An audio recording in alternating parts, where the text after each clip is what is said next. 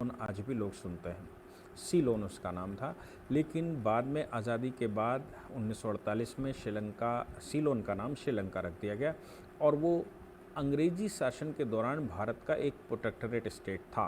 Protectorate state उसको कहते हैं जिसके आउटर डिफेंस जिसकी डिफेंस की जिम्मेवारी हमारी है। और अगर उस देश में कोई क्राइसिस होती है, उस देश में कोई संकट आता है, कोई बाह्य संकट आता है, तो उसकी जिम्मेवारी हमारी है। जैसे भूटान की आज हमारी जिम्मेवारी है, ऐसे ही कभी नेपाल की हुआ करती थी और कभी तिब्बत की हुआ करती थी। हमारे तिब्बत के रवैये को देखते हुए नेपाल ने धीरे से अलग किया, फिर श्रीलंका ने धीरे से अलग किया। सिक्किम भी हमारा प्रोटेक्टोरेट स्टेट था, लेकिन उसने 1976 में 1975 में ये निर्णय किया कि वो भारत के साथ अधिमिलन करेगा। इसी प्रकार भूटान भी हमारा प्रोटेक्टोरेट स्टेट है। डोकलाम हमने सबने देखा होगा कि भूटान के ऊपर चीन ने जब गंदी नज़र डाली तो भारत ने ही उनका प्रोटेक्शन किया। आज भी भूटान के अंदर अगर किसी प्रकार की कोई क्राइसिस आती है तो भारत सरकार ही उनका निवारण करती है, चाहे वो खाने पीने को लेकर हो, चाहे वो सिक्योरिटी को लेकर हो, या फिर भूटान के किसी भी प्रकार के किसी संकट की बात हो। अगर श्रीलंका भारत का प्रोटेक्टोरेट स्टेट बना रहता तो ये संभव है कि आज जो श्रीलंका में क्राइसिस हो रही है उस क्राइसिस को भारत ही सॉल्व करता, और भारत को सॉल्व करना भी चाहिए। वहाँ के राष्ट्रपति ने भारत की तरफ देखा है। Leader of opposition Sajid Premadasa, उन्होंने भी भारत से ही कल आह्वान किया है कि भारत के प्रधानमंत्री नरेंद्र भाई मोदी को ये बात देखनी चाहिए, श्रीलंका की आगे बढ़कर मदद करनी चाहिए। आज श्रीलंका आज़ादी के बाद सबसे बुरे संकट से गुजर रहा है, बस्ट संकट से गुजर रहा है। मुझे लगता है कि भारत के प्रधानमंत्री से आह्वान सरकार ने भी किया है, अपोजिशन ने भी किया है। उसका मुख्य कारण रहा होगा क्योंकि पिछले 3 वर्ष में जिस प्रकार से श्रीलंका में जो घटनाक्रम बदला है उसकी जिम्मेवार भारत ही है। भारत इन द सेंस कि चीन ने जब 2004 से लेकर 2014 की हमारे देश में जो सरकार थी उसने श्रीलंका की तरफ ध्यान नहीं दिया। शायद उसको डर लगता था क्योंकि राजीव गांधी ने कभी LTTE तैयार किया था और LTTE तैयार करने के बाद स्वयं शांति सेना भी भेजी थी। ऐसे आरोप भी लगाए गए कि राजीव गांधी की हत्या के पीछे प्रभाकरण ही था।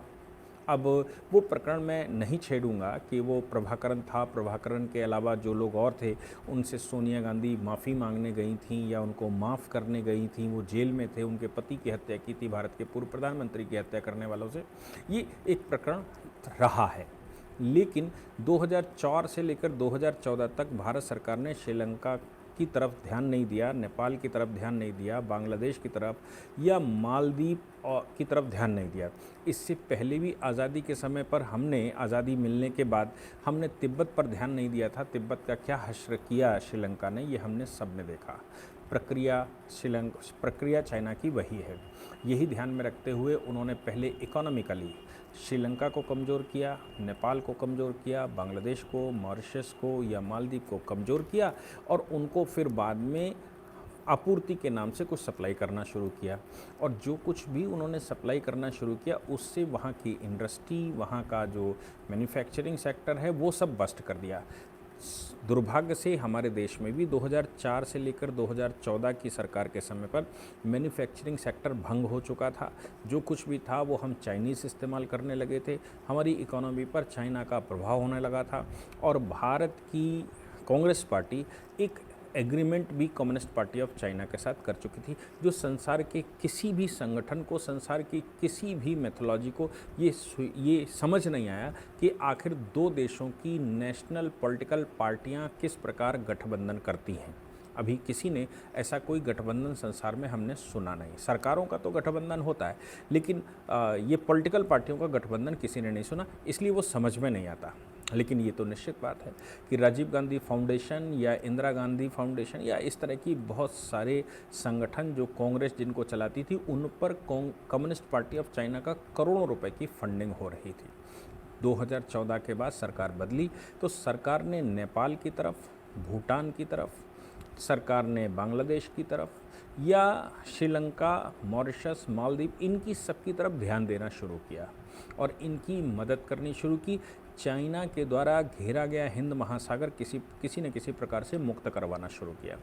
यही नहीं, क्वाड के साथ एग्रीमेंट करके हिंद महासागर में चाइना के प्रभाव को कैसे कम किया जाए, इसके लिए बहुत सारी ड्रिल्स चलाई गई। हालांकि क्वाड का गठबंधन पुराना था, लेकिन सोनिया गांधी, ये मनमोहन सिंह जी की सरकार ने 2008 में उसकी ड्रिल बंद कर दी थी, 2011 में कंप्लीट बंद कर दी थी, क्योंकि चाइना ने प्रेशर डाला था कि आप क्वाड के साथ एग्रीमेंट मत करिए, आप हिंद महासागर में चीन, हिंद महासागर में नेपाल, उस समय सिंगापुर भी हमारा पार्टनर होता था, तो जापान, सिंगापुर, ऑस्ट्रेलिया या अमेरिका को मत आने दीजिए।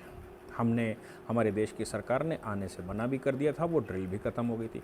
नतीजा निकला था कि इन देशों में चाइना का प्रभाव बढ़ता गया, चाइना पोर्ट डेवलप करने लगा, चाइना वहाँ इंडस्ट्री डेवलप करने लगा, चाइना वहाँ इन्वेस्टमेंट करने लगा, चाइना वहाँ इंफ्रास्ट्रक्चर बनाने लगा, और दुनिया भर के एग्रीमेंट करके चाइना उन लोगों को अपने प्रभाव में लाने लगा। नरेंद्र मोदी जी की सरकार आने के बाद नरेंद्र मोदी जी ने इन देशों के साथ फिर से संबंध बहाल करने शुरू की, क्योंकि एक्सटर्नल सिक्योरिटी ज़्यादा इम्पॉर्टेंट थी और सिक्योरिटी भारत की थ्रेट पर थी, खतरे पे थी।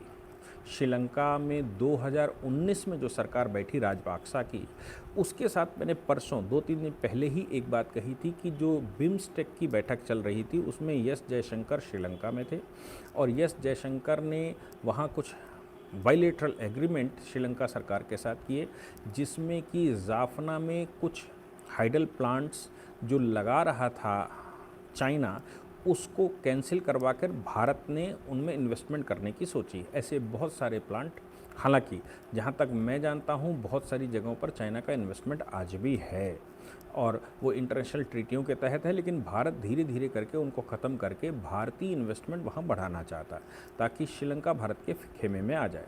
और ये स्वाभाविक बात है कि नेपाल, श्रीलंका, मॉरिशस, या मैं कहूँ मालदीव, ये सब स्वाभाविक हिंद महासागर के भारत के अलायंस हैं, इसलिए इनको भारत सबसे ज़्यादा सूट करता है। अगर भारत सही से इनके साथ दोस्ती करना चाहे, भारत सही से उनका साथ देना चाहे, तो नरेंद्र मोदी सरकार ने ये तय किया कि हम श्रीलंका के साथ संबंध बहाल करने शुरू करेंगे। नाम पता है? रुद्र श्रीवास्तव।